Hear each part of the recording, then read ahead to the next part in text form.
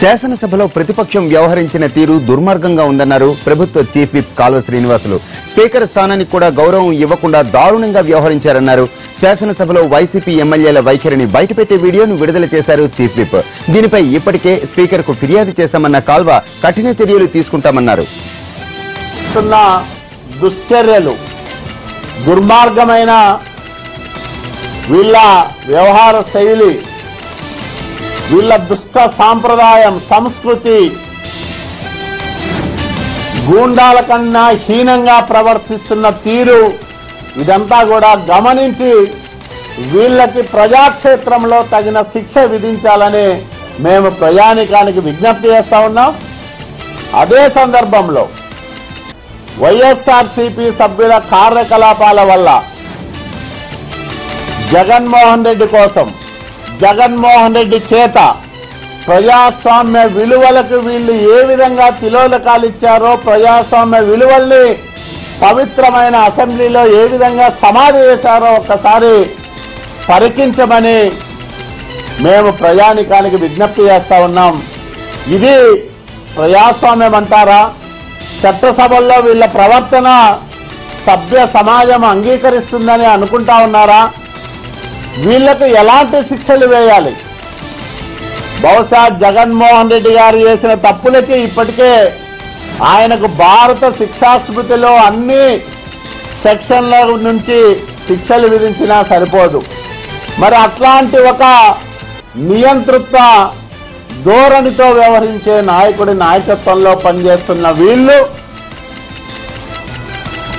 శాసనసభలో, అత్యంత పవిత్రమైన శాసనసభలో మహామహులు అధిష్ఠించిన ప్రతిపక్ష స్థానాల్లో ఉన్న వీళ్ళు ఈరోజు శాసనసభలో పట్ట పగలు ప్రజాస్వామిక విలువలని ఏ విధంగా సమాధి చేశారో గమనించండి.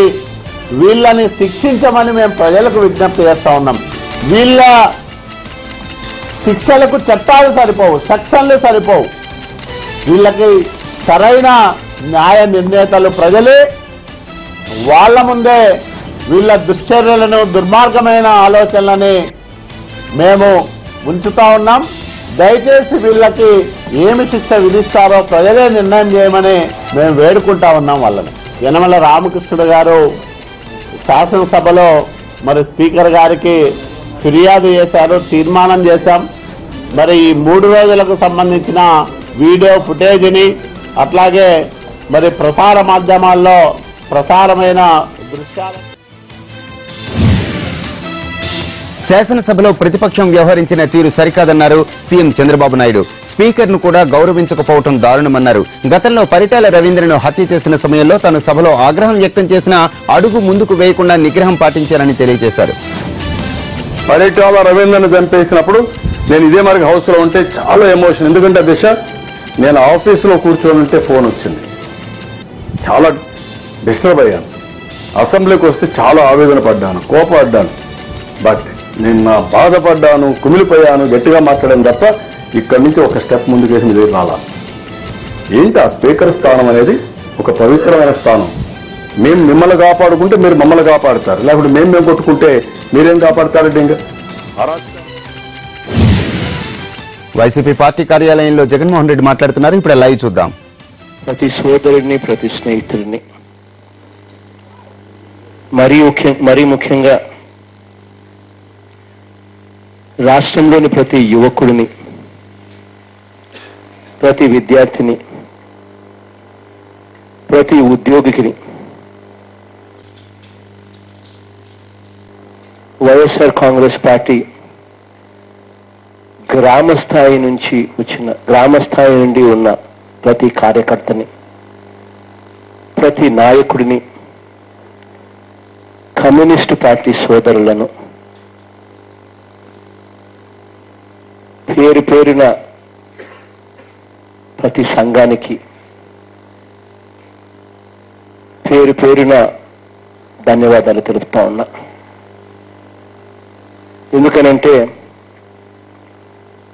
ఇవాళ రాష్ట్ర వ్యాప్తంగా ఈ బంద్ పిలుపు ఎందుకు ఇచ్చాం?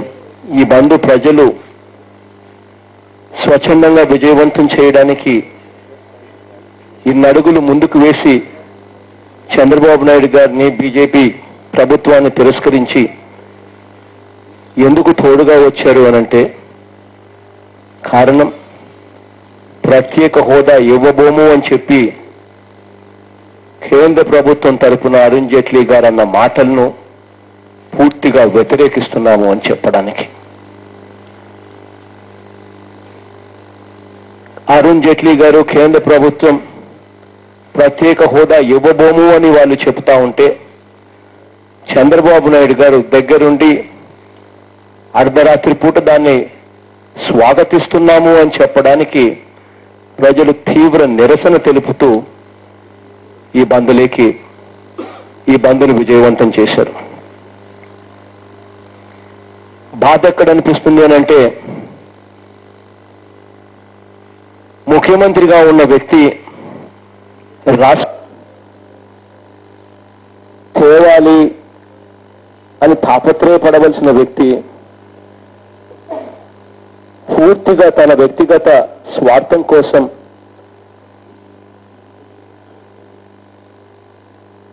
ఓటు కోసం కోట్లు ఇస్తూ అడ్డంగా ఆడియో టేపులు వీడియో టేపులతో సహా దొరికిపోయిన పరిస్థితుల మధ్య ఆ కేసుల నుంచి బయటపడేందుకు తన స్వార్థం కోసం 5 కోట్ల మంది ప్రజల జీవితాలతో చెలగాటమాడుతూ యువతతో చెలగాటమాడుతూ ప్రత్యేక హోదాని పూర్తిగా మంగళం పాడించే కార్యక్రమాన్ని ప్రజలు పూర్తిగా తిరస్కరించారు. బాధ ఎక్కడ అనిపిస్తుంది అనంటే ఒకవైపున చంద్రబాబు నాయుడు గారు స్వాగతిస్తున్నాము అన్న కేంద్ర ప్రభుత్వం ఇచ్చిన ప్రకటనను మేము ప్రత్యేక హోదా ఇవ్వబోము అని చెప్పి వాళ్ళు కేటగారికల్ గా చెబుతున్న పరిస్థితుల్లో దాన్ని చంద్రబాబు నాయుడు గారు స్వాగతిస్తున్నాము అని చెప్పిన దానికి రాష్ట్ర వ్యాప్తంగా వ్యతిరేకతతో బంద్ను విజయవంతం చేస్తే చంద్రబాబు నాయుడు గారు సిగ్గు లేకుండా మళ్ళీ ఈరోజు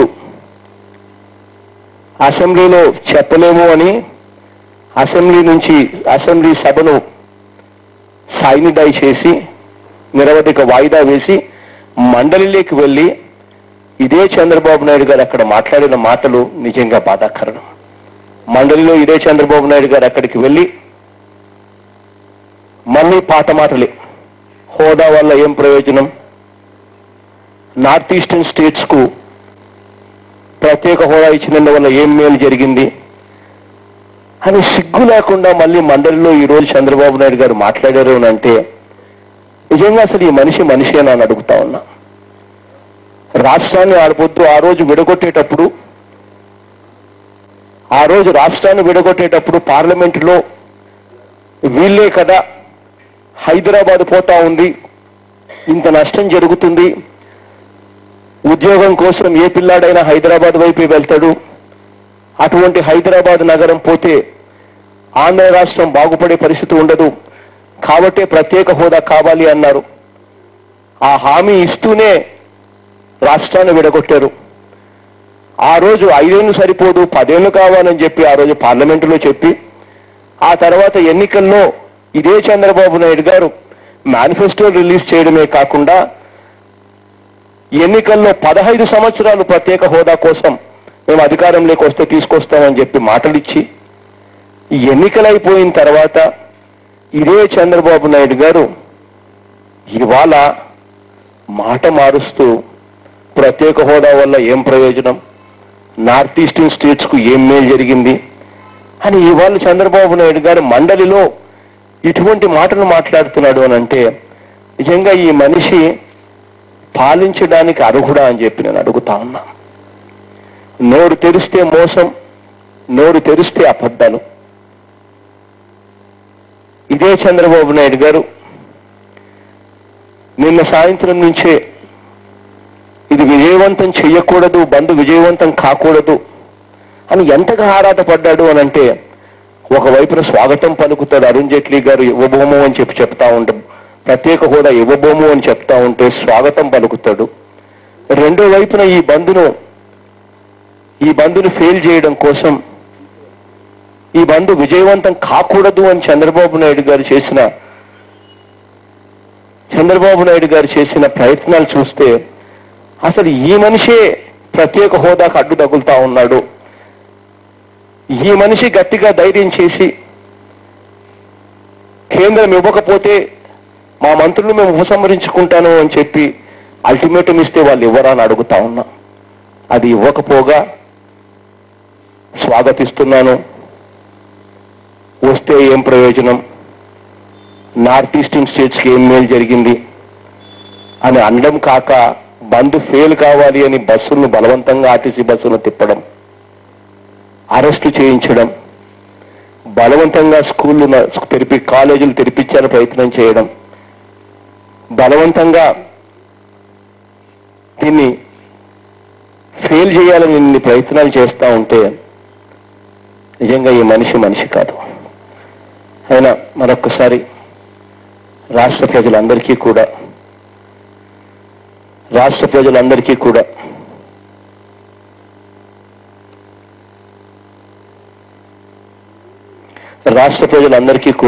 మరొక్కసారి చంద్రబాబు నాయుడు గారు ఎన్ని అడ్డంకులు పెట్టినా బీజేపీ వాళ్ళు ఇవ్వబోము అని చెప్తా ఉన్న పరిస్థితుల్లో ప్రత్యేక హోదా మా శ్వాస, ప్రత్యేక హోదా కోసం మేము పోరాడతామని చెప్పి పోరాట పటిమను చూపినందుకు రాష్ట్ర ప్రజలందరికీ కూడా మరొక్కసారి పేరు పేరున కృతజ్ఞతలు తెలుపుతా ఉన్నా. ఈ పోరాటం ఇంతటితో ఆగదు. అవసరమైతే ఈ పోరాటం ఎన్ని రోజులైనా చేస్తాం. పాలకుల్లో మార్పు వచ్చే వైఎస్ఆర్సీపీ కార్యాలయం నుంచి ప్రత్యక్ష ప్రసారం ఇంతవరకు చూసాం. ఇప్పుడు షార్ట్ బ్రేక్ తీసుకుని మిగిలిన వార్తలకు వెళదాం.